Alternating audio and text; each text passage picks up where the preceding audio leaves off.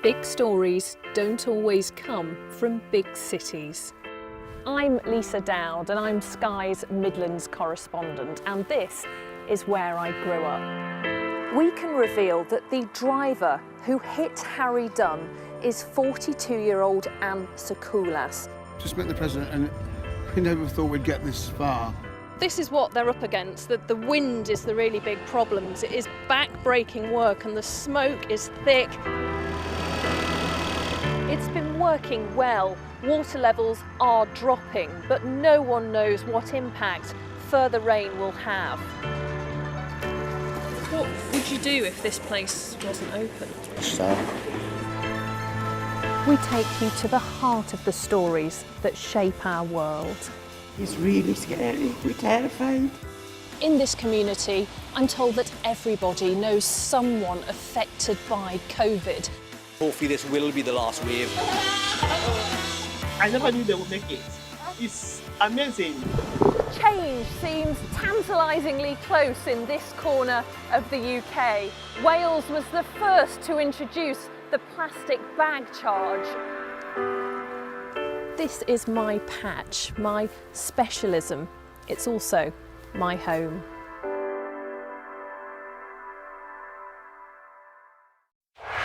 Play Sky News.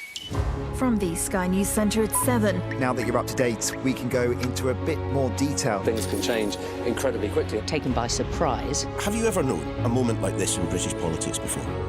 Yes. Cheers. We'll start with breaking news. Let's get the latest on the ground. So, by the end, we'll hopefully all understand what's going on in the world just that little better.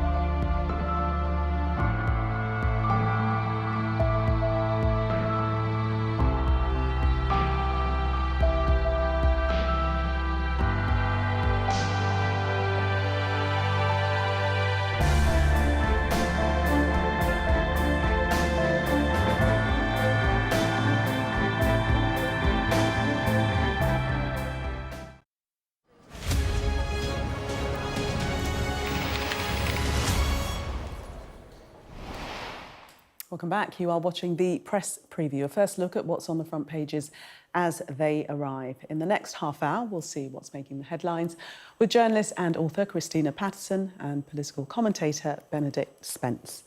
So let's see what's on some of those front pages for you now. Well, the wave of street violence in towns and cities across the UK is top story in The Observer, which carries the Home Secretary's pledge that rioters will pay the price for the disorder. As part of that, the Telegraph says that 24-hour court hearings are to be set up to process those arrested and charged with the disorder. This is the front of the Sunday Times. Riots engulf Britain. The Sunday People calls the riots a day of shame on our streets, while the Express reports that a top-secret military unit has been called in to hunt down the far-right people involved in the riots. The Mail on Sunday, Sarah Vine writes on the front page of what she calls a summer of discontent attacking the rioters, but also the new Labour government for the way it's all being handled by ministers. The Mirror leads with calls from the young man at the centre of the Hugh Edwards indecent images case for BBC boss Tim Davie to be sacked over the way the corporation dealt with the allegations. And finally, the Star has a survey which says that most Brits think they come up with their best ideas while sitting on the loo. I don't think we'll be discussing that. And a reminder that by scanning the QR code you'll see on screen during the programme, you can check out the front pages of tomorrow's newspapers while you watch us. And we are joined tonight by journalist and author Christina Patterson and political commentator Benedict Spence. Welcome to both of you. Let's start with the Observer. I'm sure we can take quite a bit of time talking about what's unfolded on the streets of our cities across the country the last couple of days. So the Observer, quoting the Home Secretary, writers will pay the price. Well, it's just tragic. It is utterly tragic that the murder of these 3 children has led to this absolute wave of violence. And there are so many tragic elements to this. I mean, the first one and the most obvious one is that Southport was and is utterly devastated by what has happened there. It was clearly, in many ways, a very supportive community. What we've seen in the community with the way, for example, that the local imam responded to what happened in the mosque and the way that local people instantly rebuilt the wall and repaired the damage and swept up the streets was very moving. And for people to be bussed in from around the country to cause mayhem and to harm the police officers who tried to protect the children and who have worked heroically and do work heroically in the face of these disasters is utterly tragic. And there are many, many components of this, but I have to say that clearly it is fomented by people on the far right, but it is also fomented by people like Nigel Farage. And the role of social media, disinformation, distortion and egging on channels like Telegram now makes it possible to galvanise people very quickly to cause maximum damage. And it's just heartbreaking to see how this has been hijacked by what we must call thugs and yobs, because that's what they are. And criminals, as the Home Secretary has, it's criminal behaviour, Benedict. It is, and I think if I were to have one criticism, I wouldn't have many criticisms of the government actually at this stage. I think that it's sort of too early to get into the details, but the one criticism that I would have was during his speech, his press conference to the nation in the aftermath of the initial riot in Southport, the Prime Minister wasn't, I think, firm enough in saying that actually any amount of rioting, any amount of disorder going forward will be dealt with very heavy-handedly. He singled out certain individual groups. He tried to talk about how there was going to be a little bit more sort of nuance to this. I think what was required in that situation was to say just flat out, there's going to be zero tolerance on anything, because actually one of the major fears that we are now going to face, almost certainly we're now going to face, is the fear about different communities, if they see far-right agitators coming into their communities, is taking up arms to try to defend themselves or to try to respond if, say, a mosque has been targeted. Perhaps some people decide that they're going to retaliate against something else. We saw this last year, actually, between Muslim and Hindu youths, and this was why I thought it was really interesting and a mistake that the Prime Minister decided to single out just the far right on this, because last summer we had groups of Hindu and Muslim youths travelling from around the country to different parts to fight each other on the basis of a cricket match. And so to sort of pinpoint this tactic that was used by those youths and then apply it exclusively to the far right, it sort of, I fear, lays the ground to say that this is all about the far right, rather than to say that rioting in general is bad. Because, of course, we also need to remember that where this has come from, we had a riot a couple of weeks ago in Hare Hills, and that's not to say that necessarily the two things are linked, they're not. But I suspect what has happened is that a lot of far-right agitators have seen their opportunity in Southport and also seen a poor police response in Hare Hills and gone, do you know what, these people are weak. These authorities are not what they were, they're not what they should be. And if we try and cause trouble, actually, we can get a lot further than perhaps we thought we could have done in the past, because the old bill's not up to it. And I think what was needed in that situation was a Prime Minister to say, look, I don't care what your motivation is, if you're the far right, if you're trying to defend yourselves, if you're something else, In a society such as ours, there is no rioting. We don't care if the police are, you feel but I suppose unjustly coming for your children or anything else. he started with the far right because that's where it began. Of course, but this is the point. The whole part of the narrative around the far right is this idea of two-tier policing, that there is an unfair, unjust system. If you only then talk about the far right exclusively, you feed into their paranoia, into their narrative, that they are being unfairly targeted. And this is the thing, as I say, this hasn't been created in a vacuum. These are people who are latching onto a community's justified anxiety and pain at what's happened. They will look for other excuses elsewhere, but where they do that, other communities, if they also feel that the police aren't responding strongly, may decide to take things into their own hands, and that is, that has to be a red line. We cannot have a situation where you have vigilanteism or different communities feeling they have to protect themselves because the police won't, and that is perhaps the only criticism that I would level at the government at this moment. But we have already seen this today in different parts around the UK. It's different communities deciding, actually, we do not trust the police to do this. We are going to have to front up against it. Let's bring in some of the other papers. The Sunday Times, their headline, Riots engulf Britain. We've also got the Telegraph, 24-hour courts to tackle rioters. That's something that the Home Secretary was keen to put out there, that the legal system will deal with these people swiftly. Yes, and I think that she's absolutely right to do that, and I think that the 24-hour courts happened after the Tottenham riots and were pretty effective. But another thing I want to say in response to, I don't disagree with anything you said there, Benedict, but I think my friend's son got caught up in the Tottenham riots and got sent to jail and his life has been kind of pretty much destroyed by what happened.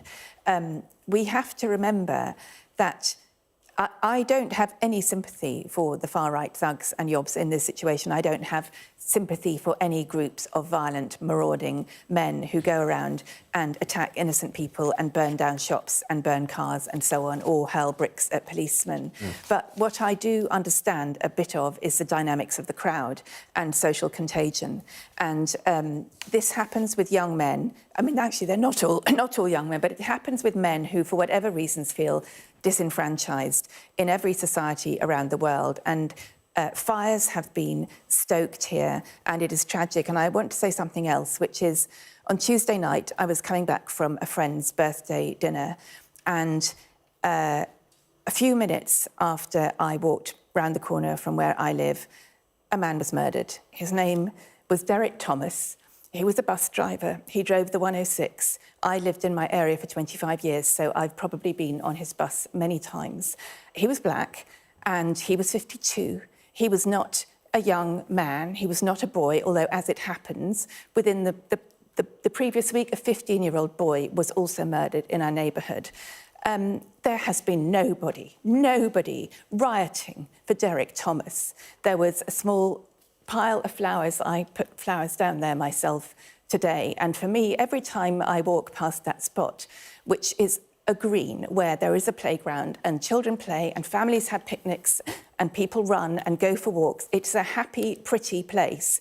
And that has been sullied for life. Every time I walk past that spot, so far I have cried, and I can't see that stopping anytime soon. So I would just like to say that any death is a tragedy, and the absolute epidemic of knife crime that there is around the country, but particularly in Hackney, where I live, is a tragedy. And the government and Sadiq Khan and the police have to address that, because there are waves of contagion here and they are wrecking people's lives. If I may, I mean, a boy was stabbed to death on my street 2 years ago, just outside my house as well. And I think that's very interesting, because when the Prime Minister went to Southport and members of the local community started shouting at him, and they weren't shouting about Islamism or migration, they were just talking about dead kids. They were talking about people being stabbed. There was none of the sort of the underlying narratives. It was about crime that affects children. And this is something, actually, that a lot of communities, this is the vacuum in which extremists will fill, where there is the breakdown in law and order and there is the perception that actually criminality, violent criminality, that can affect not just children, as you say, people of all ages, all walks of life, when it starts to seep through, that is where you get the breakdown in community. And that's why I say, the actual, the approach of this government, this new government, may not be what they want to do. They may want to appear very conciliatory. It has to be zero tolerance on this sort of crime, because actually it is what leads to the degradation of the high trust society that is actually the reason why Britain is attempting to be a leading multicultural society, a place where people want to move to, because it holds itself to higher standards than other places do. They have to nip that in the bud, or people will exploit these situations. OK. Benedict and Christina, thank you. We have run out of time for that section, but thank you very much for sharing your personal stories as well. Coming up, we're going through more of the stories, including this on the front of the Mirror, which has been speaking to the boy at the centre of the Hugh Edwards case. Stay with us for more.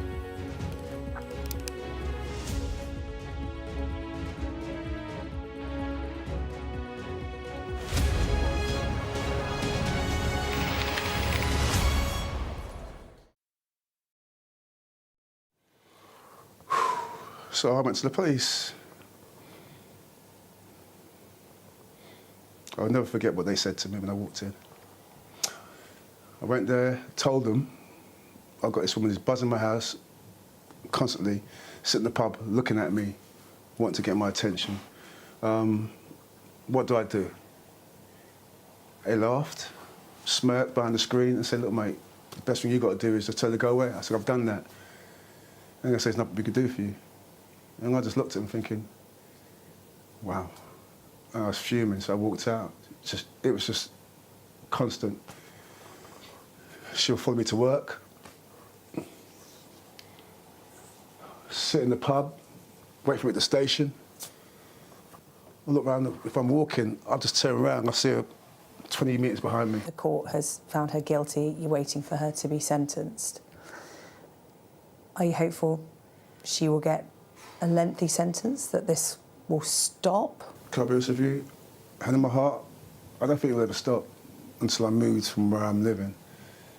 But once she gets sentenced, and I'm hoping it's going to be a long one, then I can actually start to make some changes. Well, because legislation to tackle stalking passed in '97, strengthened in 2012, upgraded again in 2019. But only 5% of stalking reports to the police result in a charge being pursued, while successful convictions are obtained in just 1.7% of cases. So we're at a point where we're talking about taking stalking seriously, but it doesn't seem to be happening. No, I'm thinking, well, as a white man, will I get dealt with quicker? Why am I still going through this 27 years? They always say to me, is she dangerous? I said, she's dangerous in the fact that she's continuously sending me letters, making it difficult for me to walk out my house or to live in my own home. I want to live. I want to be able to walk out my house and go to my local shop, say hi to my neighbours, my friends and whatever, without having to be worried about where's that person. I used to love my work. I used to do so many good, oh man, I have chances to do so many good things. I lost them all because of her. Because I couldn't tell my bosses this was going on.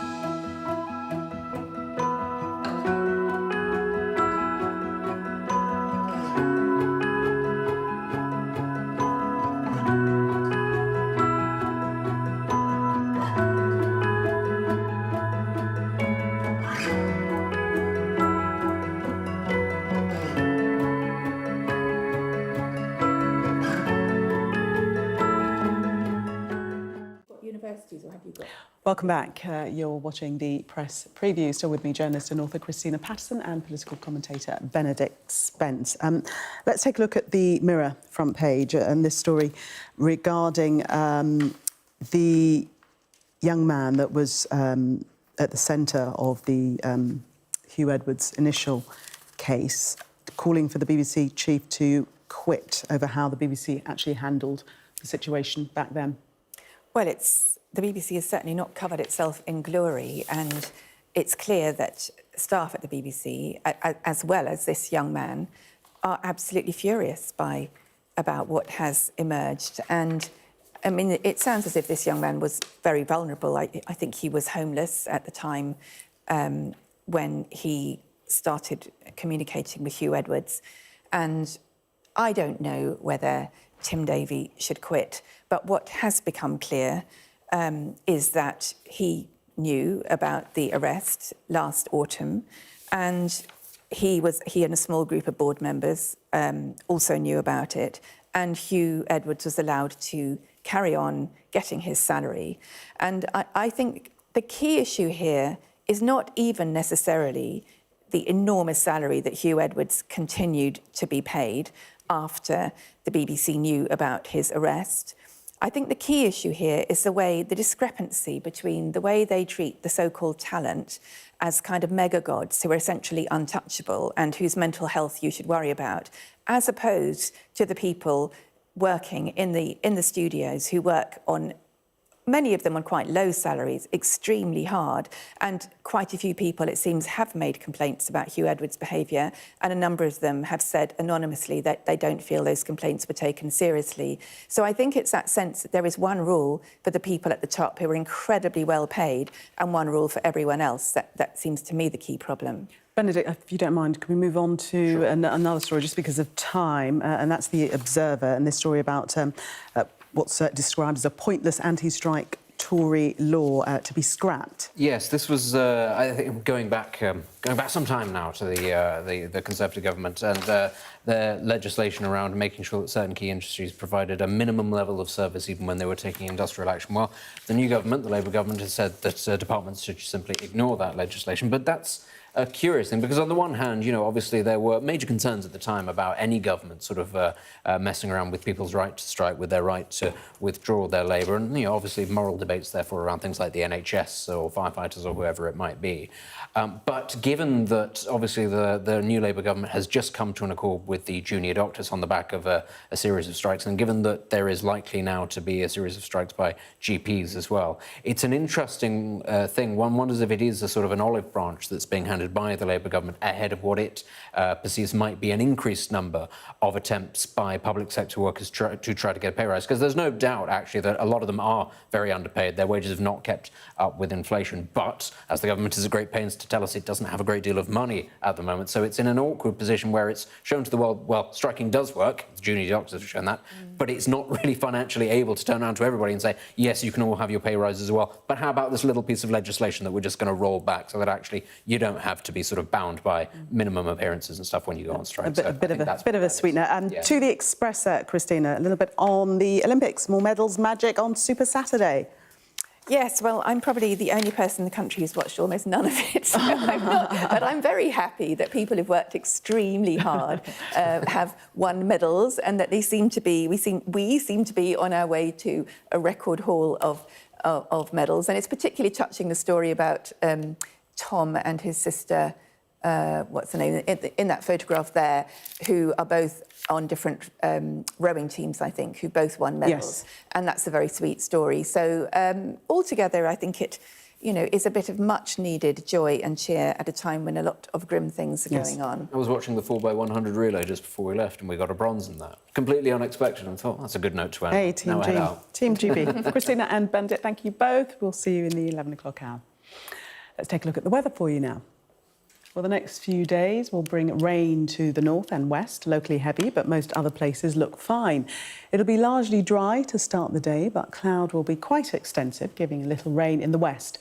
Clearer skies in the northeast of Scotland and southwest England mean it'll be quite chilly in some rural spots there.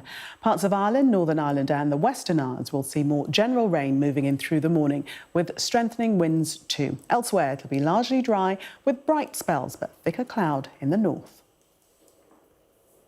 Coming up next on Sky News at 11, we'll have the latest on a day of protests and counter-demonstrations across the country.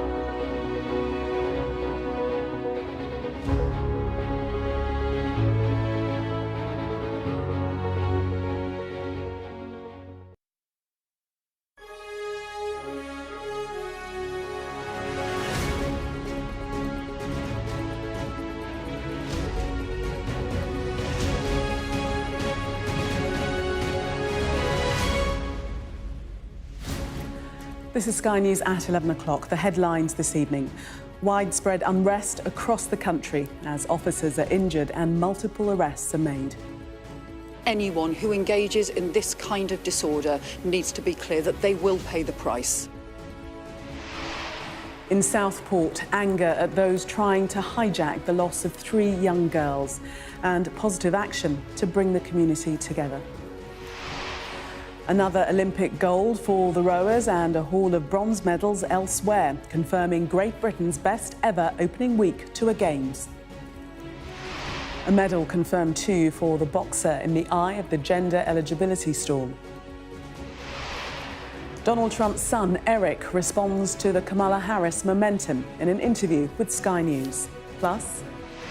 Well, I don't need the earpiece. Oh, I'm on live TV. Oh, hello. Oh, goodbye. Which way do I go? Has the change of government killed political satire? We'll be in the thick of it at Edinburgh Fringe to find out. And we'll have a full look at the front pages in our press preview at 11:30.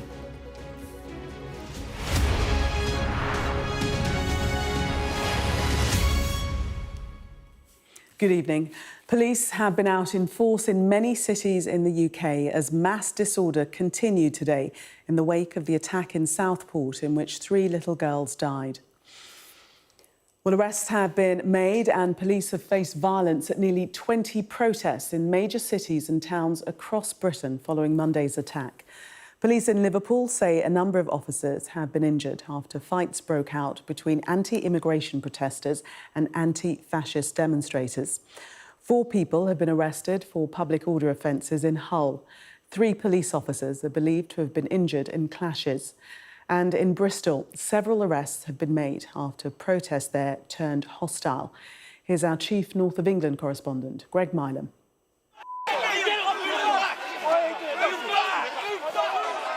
They are scenes that are now happening daily in towns and cities across the country. In Bristol, there were clashes as police tried to keep apart a group of far-right protesters and a much larger anti-fascist counter-protest.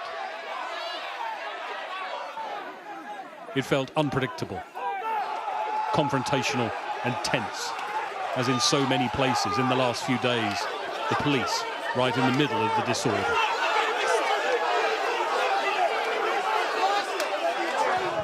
In Hull city centre, another standoff between a large group of protesters and police. Some were filmed taking a piece of scaffolding, apparently to use as a missile, and what's become the soundtrack for many taking part in these protests. We want our country back! We want it now! We want our country back now! This is what residents saw after tyres and bins were set alight. By the evening, there was just the sound of the alarms in shops that had been broken into. The street littered with the debris of a rampage through the city. In Liverpool too, officers came under attack from a far-right mob. Here, as elsewhere, a number of officers were injured. Police in running battles with some of those in the city's streets. And this just a few miles from Southport, where the attack on children at a dance class seemingly lit the fuse. As a mob came marauding down this street about an hour ago, shops were forced to close, this area was locked down. It's a measure of the impact these incidents are having on towns and cities, and of course most of all on the police trying to deal with them. And the big question, of course, is how long will this go on for? Similar scenes in Nottingham, bottles thrown as fighting broke out. And in Blackpool, where more fighting erupted in the crowd, their loyalties very clear. Any person organising or taking part in the procession is committing an offence. In Belfast too, a hotel housing migrants was the target, leading to clashes with police. More than 24 protests have taken place across the country. Last night it was Sunderland that saw the worst of the violence, its streets bearing the scars today. Northumbria police released these images of officers at a house where they believed some of those involved in the disorder were. 2 people were arrested. There are warnings to those responsible. They will face action. Well, the police need to lead operations in communities across the country where there has been both violent disorder and thuggery on the streets, which is completely unacceptable, completely damaging, and where the police need to know they have our full support, taking the strongest possible action, making sure that these criminals face the full force of the law. In Manchester today, a supermarket was ransacked by a mob as they ran from police.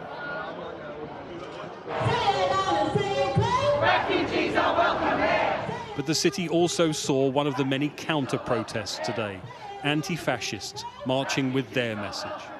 A sense that some are not willing to stand by as the wave of summer violence rolls on. And among others, whatever the response, clear defiance. Greg Milam, Sky News, Liverpool.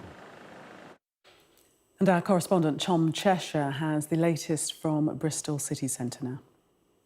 We came under, we both got bottles of beer in the head, wearing our helmets, so everything was fine. But it was, it started at Castle Park and it was almost medieval. The counter-protesters in their hundreds were ready and waiting for the right-wing protesters, and they occupied the walls, they drove them down, and that's when we saw some of the most intense clashes. And that's what's been really hard for the police today. Their job has been to keep those two sides apart, and that's where we are now. But after those crashes, we saw punches thrown, missiles thrown. As you say, we were hit by missiles ourselves. Dogs were used, horses charging around. It was really confrontational, really in each other's faces. It seemed to quieten down, but it just kept happening, skirmish after skirmish, ending up around here. We're a bit out of the town centre at the moment, up over there in that over on a hill just in front of where I'm looking right now is a hotel that's been used to house asylum seekers. Again, there are protesters outside there in their hundreds, calling themselves anti-fascist protesters, ready to see a much smaller dispersed crowd.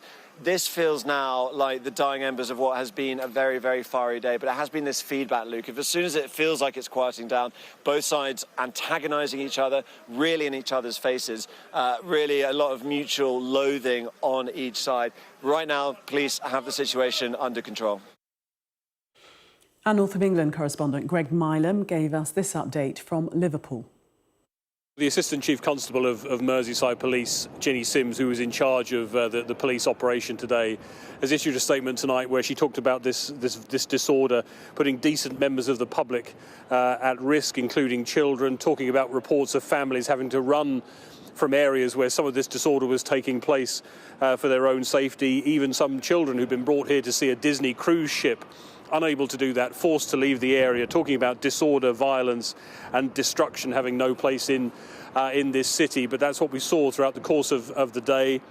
About 750 people in that group of far-right protesters, another 750 in the counter-protest. They met here. The police wanted to keep them apart, but were unable to. And I think we see that it's very difficult for the police when that sort of number get involved. They have to just let it play out as best they can and try to keep the peace. 6 people arrested here, 2 officers injured, 1 hit by a chair in the face, a motorcycle officer pulled off his motorbike and suffered injuries as well. Earlier today I was at Southport in Merseyside, of course, where all of that happened on Monday, what seemingly lit the fuse for what has happened in the days since. There was planned to be a protest there. It didn't materialise. All we saw there again today were local people coming to lay flowers and reflect and mourn on those lives lost. And you do feel, seeing that and seeing what happened here and across the country, a big disconnect between what happened on Monday and what has happened subsequently.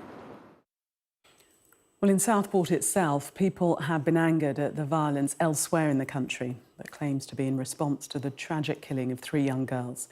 And others have begun to take positive action to help those who are grieving. From Southport, Fraser Maud sent this report. 5 days after Southport was sent into shock by an utterly horrific act of violence, many here are still trying to find sense in the senseless.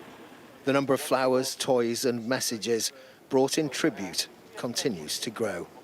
This, the residents here say, is the true reflection of their community, one which will not be divided, despite the violent attempts of others to do so. Absolute disgrace how people can even have the thought process to turn up and riot and to use their right-wing extreme agenda. That does not represent Southport anyway. Several community events are being planned here over the coming days, including one at a local church next Thursday. Sadly, its organisers have had to consider people's fears over safety and take steps to reassure them. We will understand people are concerned about attending events like this, but we have implemented security measures. We are having security there. Is that time of year again? Meanwhile, the BBC has removed a promotional video from its archive which features the youth accused of the murders, Axel Rudakabana, when he was aged 11. Children in Need says it has done so out of respect for everyone impacted by this shocking case. Less than a mile away from the scene at the town's football club today, a friendly match designed to bring people together to pay further tribute to those left grieving and to gather donations for Alder Hey Children's Hospital. Now is a good time for families to be able to share the day. Children are scared everywhere, and it's good that they can come here and hopefully feel safe. Here kind of supports Bibi and her family. And you went to school with Bibi, didn't you? Yeah. It kind of brings the community back together again, and it's nice to see. The players wore black armbands and laid flowers of support and remembrance before an emotional 2 minutes of silence, then applause. Football clubs isn't just about watching the football, it's about community, it's about, the match day experience, going for a couple of drinks, meeting up with neighbours, meeting up with friends, whatever that may be. So it gives everyone an opportunity who comes to maybe do that and reflect and pay our respects. As the residents continue their stewardship of the hundreds of tributes, it shows the continuing dignity and compassion of the people who live here. As one said, this is a small town, but with a big community. Fraser Maud, Sky News, Southport. Just want to bring you some breaking news now, and that's via Israeli media. They're reporting that a barrage of around 50 rockets has been fired from southern Lebanon towards Upper Galilee. The IDF have reported sirens sounding in the area late this evening. The footage you can see shows what is reported to be activations of the Iron Dome defence system. You can see those flares as the rockets hit that defence dome system, and they're used by Israel to protect against attack. There were expectations of a potential escalation in the situation in the Middle East following the killing of 2 senior figures in Hamas. And this is the very latest. These rockets fired this evening from southern Lebanon towards Upper Galilee. We'll, of course, bring you the very latest developments as they happen. Donald Trump's son, Eric Trump, has hit out at the media for putting Kamala Harris on what he called a fake pedestal. He also talked about the assassination attempt on his father and defended J.D. Vance as the vice presidential pick. Our US correspondent Mark Stone sat down with him at the Trump International Scotland golf course near Aberdeen. 3 weeks since his father was almost shot dead, and 2 weeks since Joe Biden dramatically dropped out, a new Scottish golf course was a break from the extraordinary election campaign for Eric Trump. The former president's third child and a key figure now in his father's quest back to the White House. Come and have a seat and we'll have a chat. Sat down with Sky News to defend, to predict and to reflect. The TVs were carrying it live. I had my kids in my lap, and my wife was in the room, and that's when we heard the shots. So I grabbed his ear and have all the guys dive on him. Did you think he was dead? You certainly think the worst, or at least presume sometimes the worst, right? I mean, here's what I can tell you: it's never good when you have blood coming out of the side of your ear, right? In life, that's not a good thing. The chances of a bullet just grazing an ear, probably defy statistics. Did it change him? I think that probably puts what's important in life in perspective. At the same time, he pops off that stage, and what does he do? Fight, fight, fight. There's no denying that his reaction was extraordinary. But in the environment that America is in at the moment, does he accept that those words, fight, fight, fight, will have different interpretations, and potentially it could be very dangerous in a country where, I see the division all the time? That can't be a serious question. I mean, Why not? The guy just had a bullet put in his ear. You know, and you want to talk about, you know, healing division. Our country needs a fighter. And saying fight is symbiotic of a person who is seeing a nation that's in decline, who's seeing a Western world that frankly is in decline. So what about the man who might be vice president? J.D. Vance was the star choice at the convention 2 weeks ago, but since then Donald Trump's been forced to defend him, even dismiss his relevance. Buyer's remorse? No, I don't think so. I think my father really likes JD. I think he likes his positions. I think he likes the fact that he's youthful. He can carry the torch. Is he the candidate that's going to attract women, though? I mean, that cat lady's comment. The country's being run by a bunch of childless cat ladies who are miserable at their own lives and choices that they've made, and so they want to make the rest of the country miserable too. Pretty awkward comment for the vice presidential candidate to make, no? You don't think I could go through Kamala Harris's comments? There is no doubt that the election has now taken on a different post-Biden vibe. But if it feels like the momentum is with the new opponent, well, it's phony, he says, just like her. The mainstream media in the United States has put her on this pedestal. It's a fake pedestal, right? No different than the pedestal that they put Joe Biden on. Do you accept, though, regardless of who you blame for this, that the momentum right now is with the Democrats and with Kamala Harris? Well, it depends on how you define the momentum. Eric Trump, thank you very much. Are we talking all about golf, or was this... We're talking about golf? Next time, maybe. Mark Stone, Sky News in Aberdeen. And you can watch the full interview with Eric Trump on Sky News throughout tomorrow and online. Let's just remind you of the breaking news that we brought you some moments ago. Some more pictures on that story. Israeli media reporting that a barrage of around 50 rockets has been fired from southern Lebanon towards Upper Galilee in northern Israel. So in these pictures, what you can see very clearly is the Iron Dome defense system being activated against that barrage of rockets. You can see there, they're being intercepted one by one by the Iron Dome.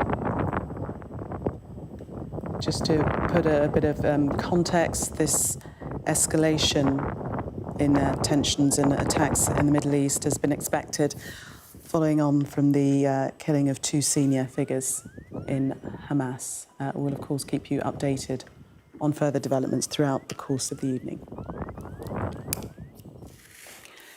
The Algerian boxer at the centre of a gender row has secured a spot on the Olympic podium after beating her Hungarian opponent, Anna Luca, in the women's quarter-final. It comes as the president of the International Boxing Federation told Sky News that both Imani Khalif and fellow Olympic boxer Thailand's Lin Tu Ting had failed to meet gender eligibility criteria at last year's World Championships. Our sports correspondent Rob Harris reports from Paris. Now it's guaranteed. Iman Khalif will leave Paris with a medal. But how much more will she endure before the Olympics are over? Here there was strong Algerian support to see her reach the boxing semi-finals on a unanimous decision. But Olympic officials are concerned about hate speech, as her right to compete as a woman is subject to intense scrutiny. And here's the reason why. Umar Kremlev, president of the International Boxing Association, that disqualified Khalif from last year's World Championships after beating a Russian.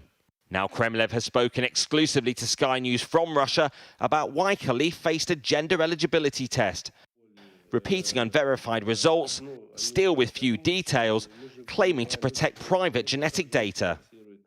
The women's coaches complained a lot, and because of this we started the checks. We didn't just start it like that, but at the request of the female athletes. When we did the test at the World Championships, the test showed that these were men. It's sad when we shout to the whole world that we are for gender equality and the protection of women, and then they simply destroy women's sports. We must not allow this to happen. If we remain silent now, then later it will become normal.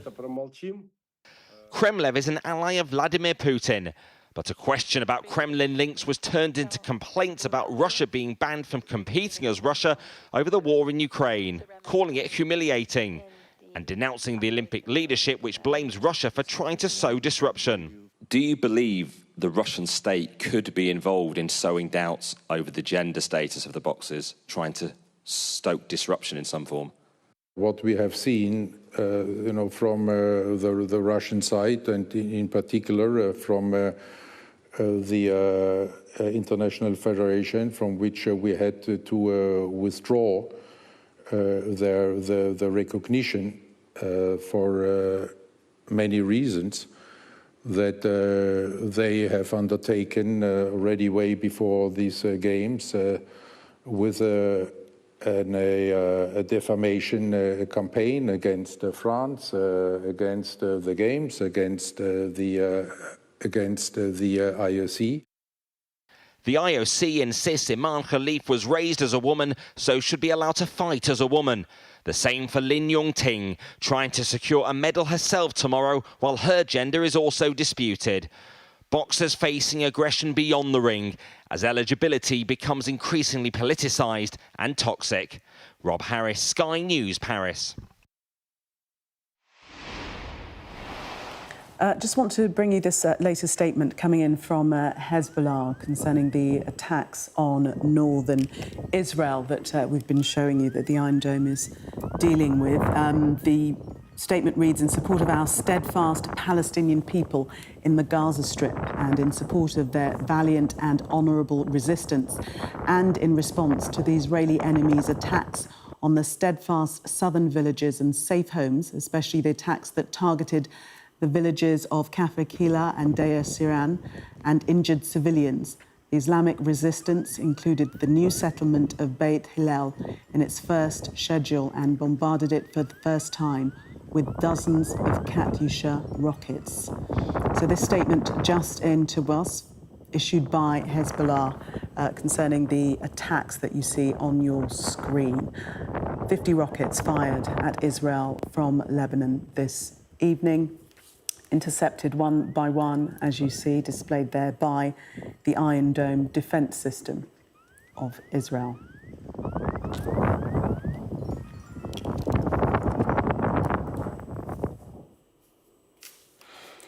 The Edinburgh Fringe is underway with more than 3,500 shows set to take place over the next month. But with politicians often finding themselves the butt of the joke, will the new Labour government change the feel of the festival? Our arts and entertainment correspondent Katie Spencer has been in the thick of it to find out. The show posters are a clue. All change at number 10. And for this year's Edinburgh Fringe, it's meant a fair few comedians doing hasty rewrites. In with the new. No one likes you, Nigel. That's why they elected me. And out with the old. Or almost. What? I don't need the earpiece. Oh, I'm on live TV. Oh, hello. Noreen Skinner not quite ready to say goodbye just yet. Her show, The Exorcism of Liz Truss, based around her popular viral videos. The comedians set at the Fringe, a warm-up of sorts, ahead of the actual former Prime Minister being in town next week as a guest speaker. I'm still not losing my seat because I've bought all of the chairs in IKEA's. Some friends sent me a video of her and said, you have to do a parody. And then so it started as a bit of a joke. I hadn't really known what the tone of the show was going to be and whether it's okay to still use as much of the material that I had before while Conservatives were in, or so I needed to adapt it, put some Labour references in there, as well as the stand-up that links it in, add some new characters, and try and work out what the tone of the show is going to be, whether it's like nostalgic almost now, or whether it's still fresh enough. So it'll be really interesting to see how the show develops over time. For some stand-ups, this Fringe will be all about reflecting back on the Conservative government's unwitting contribution to comedy. Going forward, of course, Sir Keir Starmer now has to get used to being the new butt of the jokes around here. No stranger to the demands of political comedy, Matt Ford quite enjoying having some new characters to master. People think, oh, because Keir Starmer's perhaps a bit calmer, that maybe it's less fun than doing Boris Johnson, but he still has his own characteristics. And he's, there's something very locked up about Keir Starmer. The upright back, the chest out, the block, the constantly sounding annoyed about whatever's going on in our country. Whatever's going on. That repetition at the end of sentences and the way that he sounds. A time to throw out old jokes at the end of a political chapter that has provided plenty of punchlines for comedians here. Katie Spencer, Sky News in Edinburgh. This is Sky News. Coming up, the Irish gymnast who made Olympic history in Paris.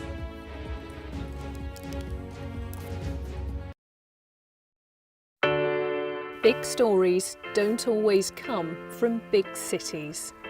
I'm Lisa Dowd and I'm Sky's Midlands correspondent, and this is where I grew up. We can reveal that the driver who hit Harry Dunn is 42-year-old Anne Sakoulas. Just met the president and we never thought we'd get this far. This is what they're up against, that the wind is the really big problem. It is back-breaking work and the smoke is thick. It's been working well. Water levels are dropping, but no one knows what impact further rain will have. What would you do if this place wasn't open? We take you to the heart of the stories that shape our world. It's really scary. We're terrified. In this community, I'm told that everybody knows someone affected by COVID. Hopefully this will be the last wave. I never knew they would make it. It's amazing. Change seems tantalisingly close in this corner of the UK. Wales was the first to introduce the plastic bag charge. This is my patch, my specialism. It's also my home.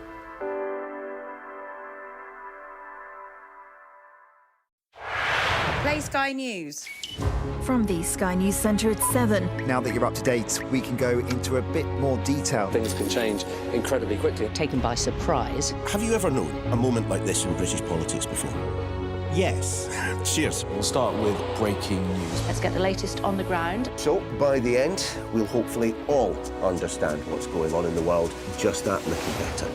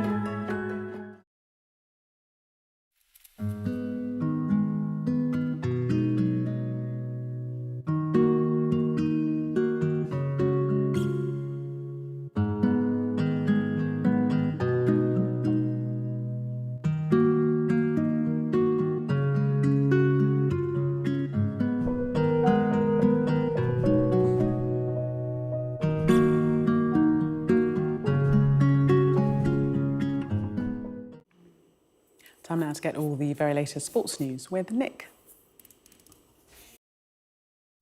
This Sky News Sports Bulletin is brought to you by Vitality. Getting more people more active. Live life with Vitality.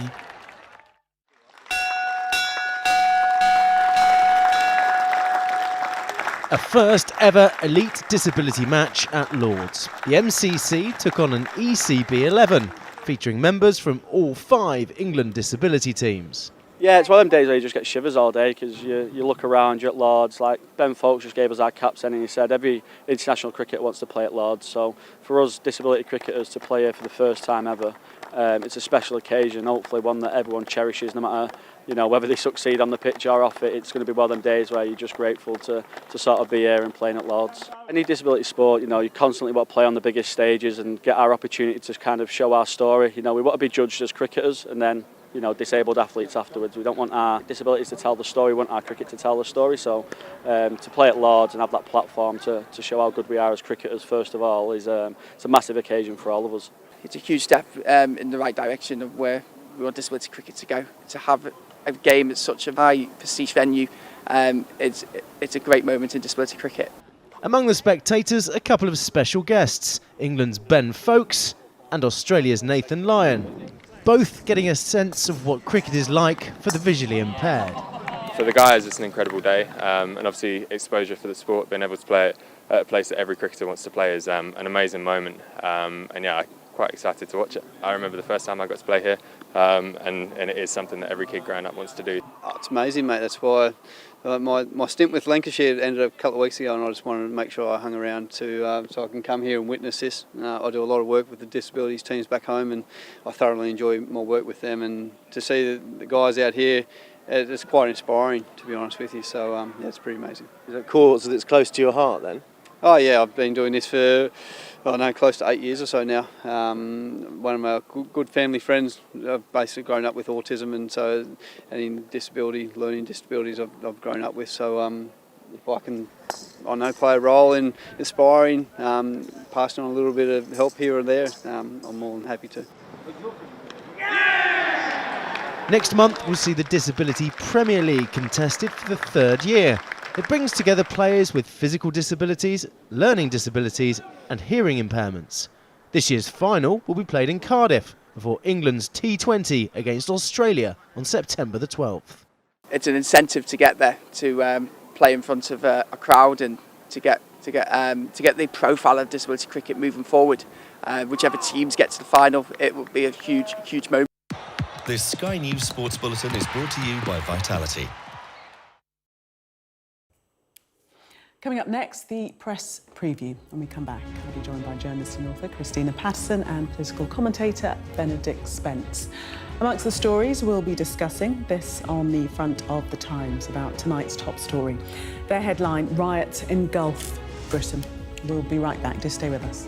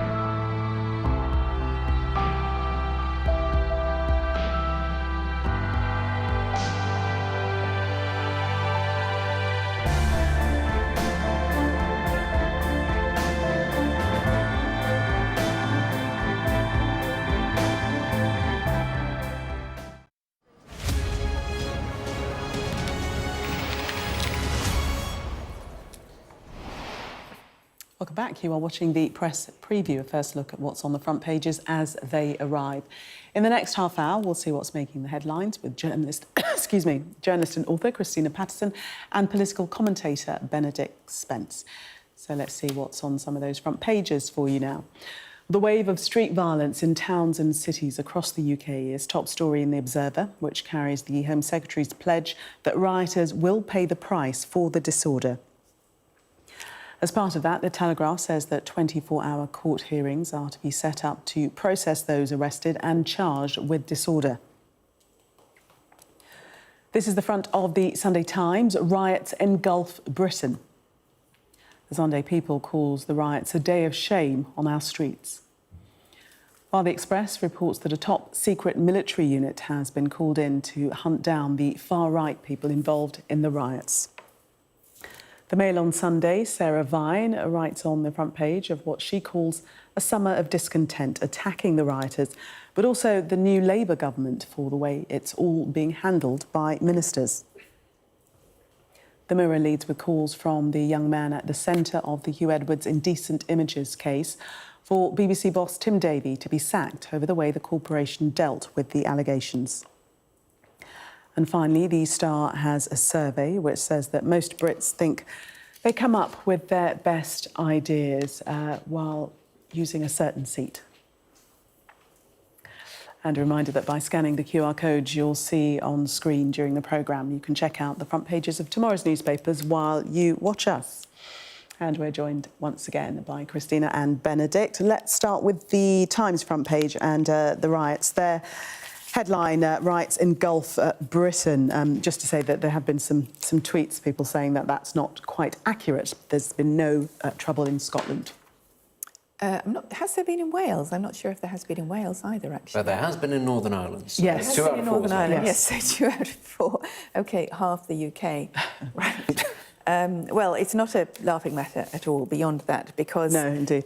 Because what's happening is horrific, really, really horrific, and such an insult to the children who were murdered on Monday, to the people who are still gravely ill in hospital, to the families of the people who were murdered, to the community at Southport, which is grieving, and to the police officers who risk their lives daily, and many of whom have been injured in this terrible, terrible riot. So I mean, there are so many people who are at fault in this, but I do think the people, the armchair warriors who are inciting people to get out in the streets and organising buses, and those who are using social media channels and Telegram, and the politicians who are also using this as an opportunity to foster their own political agendas.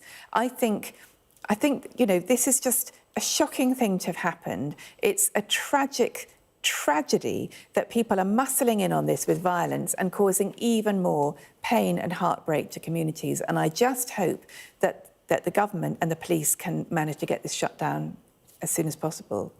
Benedict? I think it's very unfortunate that this has happened about 3 weeks after Sir Keir Starmer told the nation that we put too many people in prison, that we're addicted to punishment. Clearly, some members of the public, some members of the far right are quite intent on testing this theory.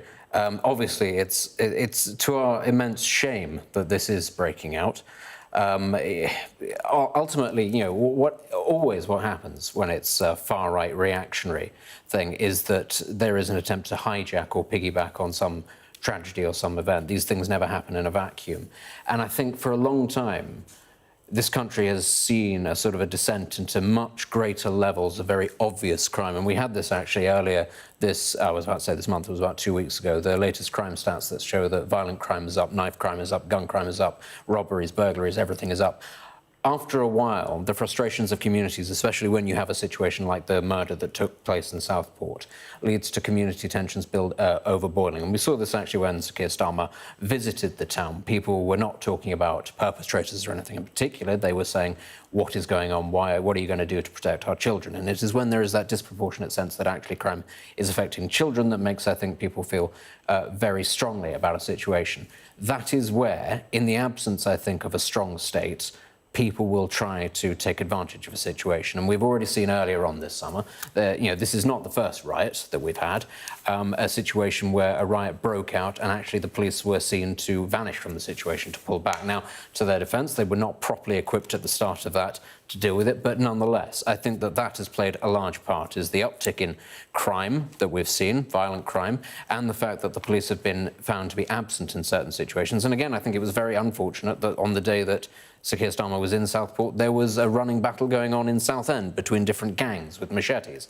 So, when you have that perception of lawlessness, we shouldn't be surprised that people who desire a degree of lawlessness to further their own ends take advantage of a situation. And I think what is going to be required now is a very heavy-handed approach, ultimately. If we're talking about 24-hour courts, if we're talking about putting people in cells, if we're talking about specialist units looking out for people, then that's going to be essential. But there is also going to have to be a strong police presence on the streets in various communities to stop there from being reprisals, because ultimately what happens when you have far-right attacks is you will have people who decide to take matters into their own hands, be they anti-fascists, be they somebody else. You will have other people attempting to use it to their advantage. And the last thing that we need is the misbehaviour, the appalling misbehaviour of one set of people to be used as justification by other people to do the same thing.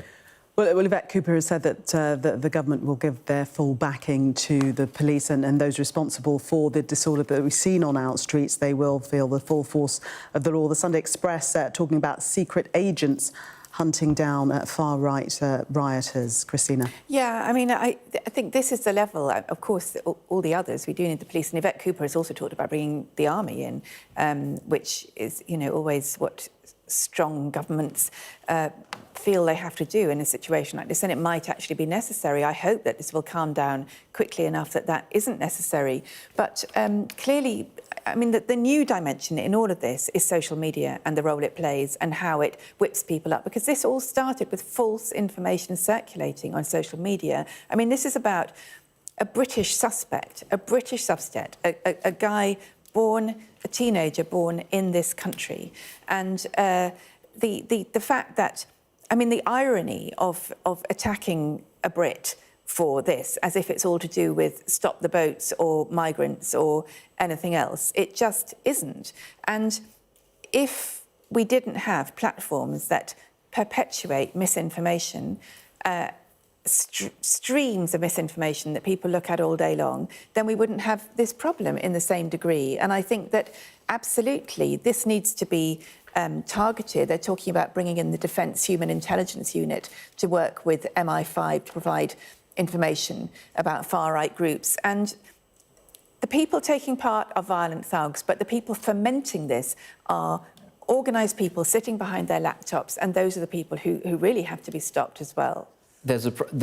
Whilst I agree that this is what is fomenting it, the problem with going after social media or techies or whatever it might be is that often people working outside of government, platforms, tech platforms, whoever it may be, can work faster than those working in. Governments are always having to play catch-up. So there is always this idea, I think Miriam Cates wrote about it today in the Telegraph as well, what we need to do is we need to stamp down on social media platforms. It's not as easy as that. Obviously, a lot of these things are very But that's how a lot of the groups are organising and getting these people out on the street. But ultimately, as I've said before, none of this exists in a vacuum. What has happened, what has sparked this is crime. It's basic crime. It's not cybercrime, it's basic crime on the streets. All of it. And this is it. Well, it plays a role, certainly. But without the increased levels of crime, I think there would be far less justification for people to be behaving like this. And ultimately, this then goes back to the Conservative government, which is to say, well, on whose watch has it actually crept up that we have these levels of crime? You can't blame the new government for that. That is something that happened, and it started with George Osborne and the 40% cuts to the budget of the Ministry of Justice. It goes back 14 years. It is institutional rot that has led us there. Let's look at the Mail. Sarah Vine, she's written about knuckle-dragging morons egged on by social media liars hijacking the killing of 3 little girls. Exactly the point that yes, well, she's absolutely right about that. And of course, summer of discontent was the phrase that was used in the 70s with all the strikes before Margaret Thatcher was elected as Prime Minister. But But I think she seems to be blaming Labour, and she's saying that there have been all these disastrous things, Hugh Edwards, the murder, the riots. I mean, you know, you can hardly blame Keir Starmer for the Hugh Edwards situation or for the murder, or indeed for how the policing has been managed.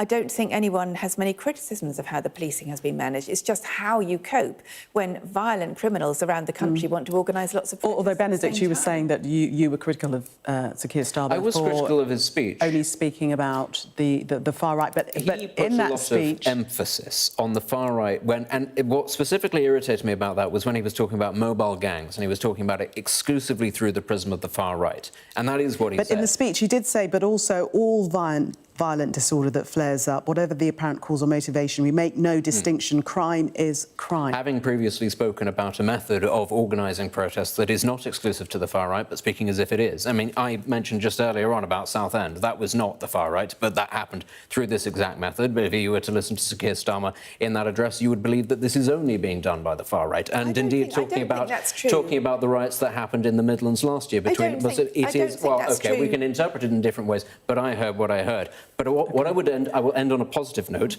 This is an opportunity for this government to show that it is different from the previous one by grasping the nettle and not leaving it and hoping that the problem goes away. Benedict and Christina, we must leave it there only because of time. Thank you very much for the moment. Coming up, the BBC Director General under fire again over the Hugh Edwards case, this time from the disgraced newsreader's victim.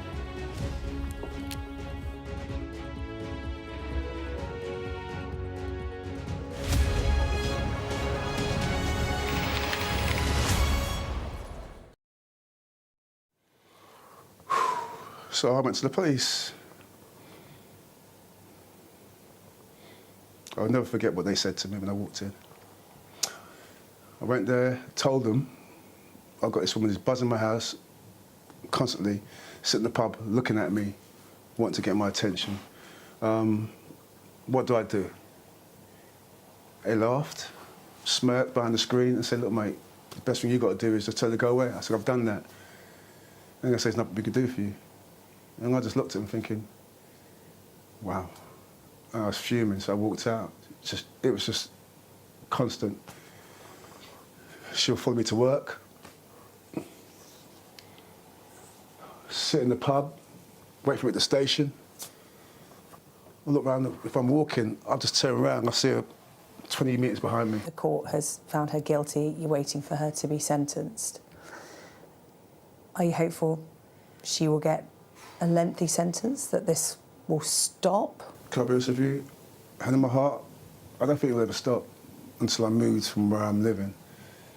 But once she gets sentenced, and I'm hoping it's going to be a long one, then I can actually start to make some changes. Well, because legislation to tackle stalking passed in '97, strengthened in 2012, upgraded again in 2019. But only 5% of stalking reports to the police result in a charge being pursued, while successful convictions are obtained in just 1.7% of cases. So we're at a point where we're talking about taking stalking seriously, but it doesn't seem to be happening. No, I'm thinking, well, as a white man, will I get dealt with quicker? Why am I still going through this 27 years? They always say to me, is she dangerous? I said, she's dangerous in the fact that she's continuously sending me letters, making it difficult for me to walk out my house or to live in my own home. I want to live. I want to be able to walk out my house and go to my local shop, say hi to my neighbours, my friends and whatever, without having to be worried about where's that person. I used to love my work. I used to do so many good... Oh, man, I have chances to do so many good things. I lost them all because of her. Because I couldn't tell my bosses this was going on.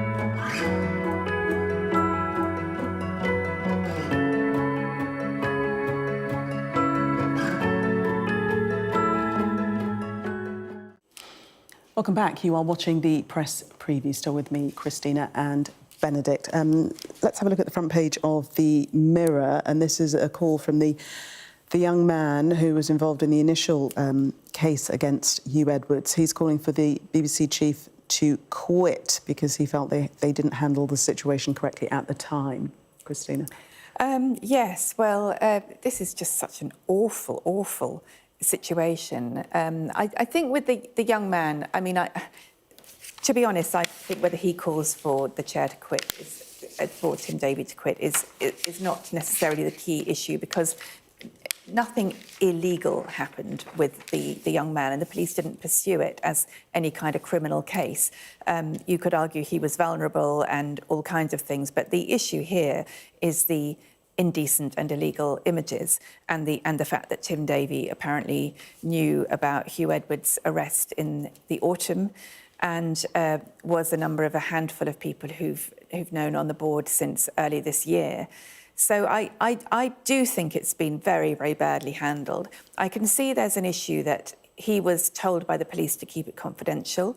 I'm not sure how the other people in the board got involved, but clearly the acting chair had to know, but I'm not sure why only 2 other people on the board had to know and not the rest of the board. I can see why the board are furious. It certainly looks appalling that Edwards has continued to be paid his enormous salary and had a pay rise since he was arrested, and that he was allowed to resign for reasons of ill health. But I think that for me the key issue is the disparity in the treatment of the megastars at the BBC and the so-called talent and their enormously high pay, and the other people who feel, the producers and the people who work behind the scenes, who feel that there is one rule for them and one rule for them. Benedict, take us to the Times, and this story on university crisis deepens as far fewer teenagers opt to study for a degree. Yes, the number of people applying. Do we read why? There are growing concerns, supposedly, about rising levels of debt and also the ability of people to then find gainful employment that will help them pay off that debt. I mean, now I think the average amount of debt that people are graduating with is £50,000. It's no small amount. And, of course, actually, with interest rates, one suspects that in a very short order of business that will end up being a lot more over the course of their lives. And ultimately, if a university degree does not help you get the job that will allow you to pay it off, is it actually worthwhile? And I know that this is a very thorny issue, because actually our university sector is something that we're very proud of in this country. It's very large, it's very important, it employs a lot of people, it's responsible for a lot of research. However, if you are selling a product to teenagers on the basis that, on the promise that it will allow them to improve their lives, improve their situation, and they won't feel the debt because they'll end up paying it off at a manageable rate, and then that turns out not to be the case, then that is not actually a good product. And this is a thorny issue, which is that there are a lot of university courses in this country that are not fit for purpose.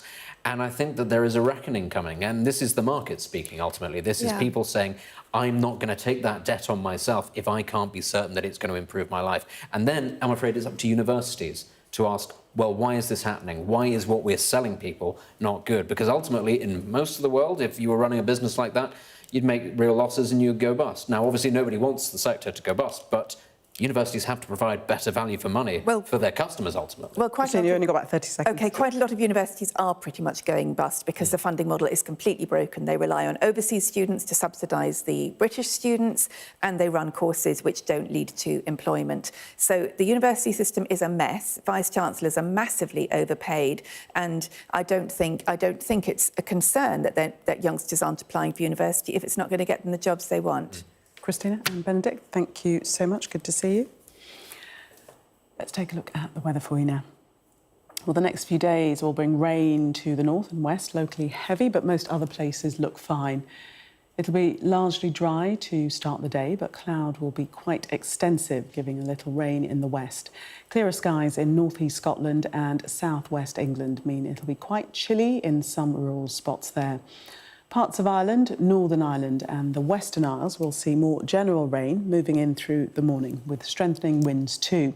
Elsewhere, it'll be largely dry with bright spells, but thicker cloud in the north will give some drizzly rain at times. Temperatures will be much like today's. The afternoon will see rain taking over more of the north and west, while turning heavy on some western hills. Coming up next on Sky News, we have the latest on reports from Israel of rocket attacks in the north of the country from southern Lebanon.